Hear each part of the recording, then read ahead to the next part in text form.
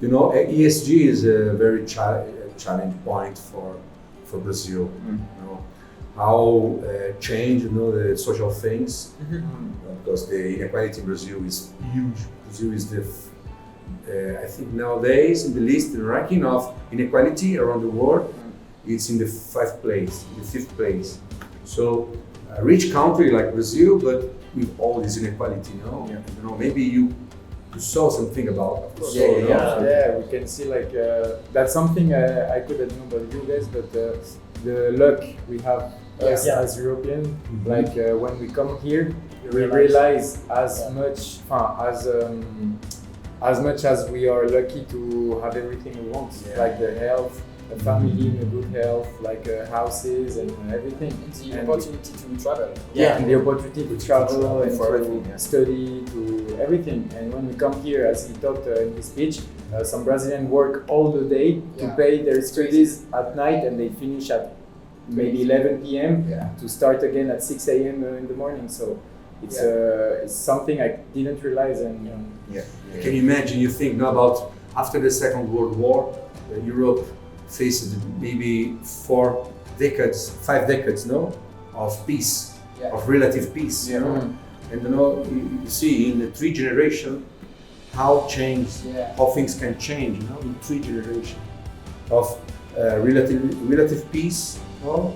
And so education, you know, health system, and maybe you know, you developing culture in 3 generations. Maybe you are the 4th generation of of people who fight the Second War. You are the result of this 4th generation. That's right. And you can see the difference. How it was important, and how, for example, for Brazil, it should be important. No, it should be important. Having 2 or 3 generations of health system, education, of quality education, and security, safe place. Security. Like it's linked to inequalities, I think. But there is it's linked. Everything is linked to inequality. Dealing with complexity, and maybe working in a multinational, maybe working for a consulting. I don't know, but you know, when you think about future, when you think about decision making. You remember, no? Okay, the world is very wide and different. Yes. So, okay, you can understand. You know, maybe in the future you will understand better. You'll be more empathy. Exactly. Of course. No, because if you are working in China, in Brazil, in some country in Africa, you can figure, okay, a different country, different rules, different, cultural. Exactly. Characteristics. That was a topic of our courses. The intercultural management.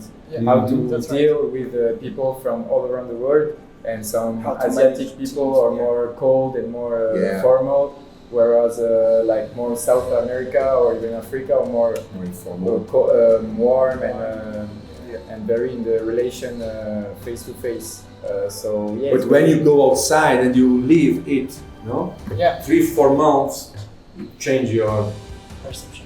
Your mindset. Yeah, you are not anymore the same person. Even with the teachers, I found the teachers very talkative and very close to very warm. Whereas in France, it's more like distance. But that was also a challenge for us because I think it's not the case for you, but Brazilians here don't speak a lot of languages.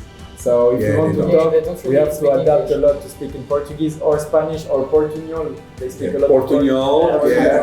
Probably the official language. In future, in Brazil, it will be Portuñol. Maybe. So it was also a challenge for us to learn very fast how to speak and how to be understood. Like the really basics, to have little interactions that you have every day with people when you buy things, when you have to get to Uber, when you go to school or whatever. At the restaurant, they don't speak English. When we trip like a group of 5 or 6, and we're going at 10 hours from Sao Paulo, and we have to deal with people who are renting houses, and we have to speak a little bit of Portuguese because nobody speaks a lot of English. And I travel in the north, in the south, and I it was very interesting to understand the different accents. Okay. In Brazil, The same Brazilian language. the same language, Of but different course. way. And Yeah. they didn't understand me. It's an Maybe accent, because of no? my Different accent. Yeah. So Like, por favor, por favor. Por favor, por favor. Yeah, that's I was impressed when I learned that the accent was different in Rio and in São Paulo. Yeah, So Because different. the cities are Not not so very far, not but- so far, but Yeah. the accents are still different. So And it's, if you go to Salvador, it's amazing. It's so different, no? And in South, I don't know what city of South you went. Porto Alegre. Iguaçu. it was Foz do Iguaçu. Amazing.